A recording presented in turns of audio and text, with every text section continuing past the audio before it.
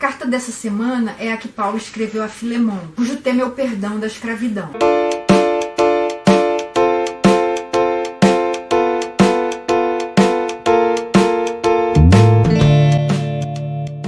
Filemon era um homem cuja família morava em Colossos. Há algumas semanas a gente viu a carta que Paulo escreveu aos Colossenses e que foi enviada junto com essa carta para Filemon, já que as duas eram para a mesma cidade. Essa carta tem um capítulo só. E nos versos 1 e 2, Paulo fala assim: Paulo, prisioneiro de Cristo Jesus, e o irmão Timóteo, a você, Filemon, nosso amado cooperador, a irmã Áfia, a Arquipo, nosso companheiro de lutas, e a igreja que se reúne com você em sua casa. Esse Arquipo aparece também lá na carta aos Colossenses, no capítulo 4, verso 17. Lá está escrito assim: digam a Arquipo, cuide em cumprir o ministério que você recebeu no Senhor. Isso está lá no finalzinho da carta aos Colossenses. Então Arquipo também era membro da igreja de Colossos. Filemon era um homem rico e ele tinha um escravo chamado Onésimo. Onésimo significa útil. E esse escravo fugiu. Foi parar em Roma e lá em Roma acabou encontrando Paulo e se converteu. Paulo então escreve essa carta para pedir que Filemon receba Onésimo de volta. Agora não mais como escravo, mas como irmão. Quem escreveu então foi o apóstolo Paulo entre 60 e 61 d.C. em Roma, durante o primeiro cárcere dele, que a gente vê também lá no finalzinho do livro de Atos. O nome desse livro no grego é Pros Filemona, que significa a Filemon.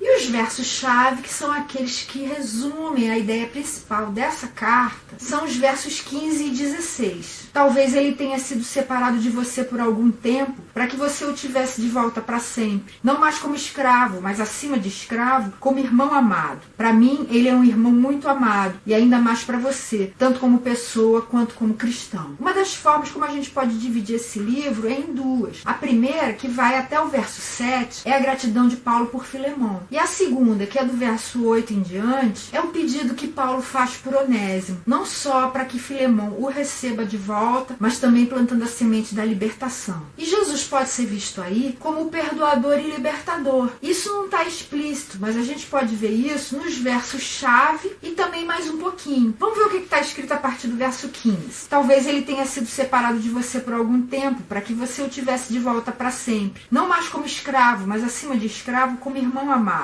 Para mim, ele é um irmão muito amado, e ainda mais para você, tanto como pessoa quanto como cristão. Assim, se você me considera companheiro na fé, receba-o como se estivesse recebendo a mim. Se ele o prejudicou em algo ou lhe deve alguma coisa, ponha na minha conta. Eu, Paulo, escrevo de próprio punho. Eu pagarei, para não dizer que você me deve a própria vida. Aí Jesus não está explícito, mas está sugerido. Porque da mesma forma que Filemon devia a própria vida a Paulo, todos nós devemos a nossa própria vida a Jesus, que nos perdoou e nos libertou. E a gente pode extrair lições dessa carta. Eu destaquei uma só. A gente sabe que o sistema do mundo, esse modo de pensar que o nosso planeta impõe, a nossa sociedade impõe a nós, estabelece diferenças entre os seres humanos, colocando pessoas mais importantes e outras menos importantes, competição, lutas sociais. Mas o sistema de Deus não é assim. Ele mostra que nós todos somos iguais e não tem nele lugar nenhum para a escravidão. Nessa carta, Paulo não fala abertamente contra a escravidão, mas ele lança os fundamentos para a fraternidade. No verso 16, que a gente já leu, ele fala para Filemon não receber Onésimo só como escravo, mas principalmente como irmão. E na carta aos Colossenses, que foi enviada juntamente com essa, no capítulo 3, verso 11, Paulo fala assim: nessa nova vida já não há diferença entre grego e judeu, circunciso e incircunciso, bárbaro e cita, escravo e livre, mas Cristo é tudo e está em todos. Aqui Paulo fala claramente: escravo e livre não tem diferença nenhuma em Jesus. Em Cristo nós todos somos iguais. Então, sempre que você se sentir tentado a pensar que você é superior ou mais importante do que qualquer outra pessoa, seja pela sua posição social, pelo seu dinheiro, pela sua beleza, pela sua inteligência, pela sua cor, ou ao contrário, se você se sentir tentado a se sentir inferior aos outros justamente por causa dessas coisas, lembre-se, em Jesus nós todos somos iguais, nós todos somos belos, nós todos somos bons, nós todos somos livres, nós todos somos irmãos. Não se esqueça disso. E esse foi o resuminho da carta que Paulo escreveu a Filemon.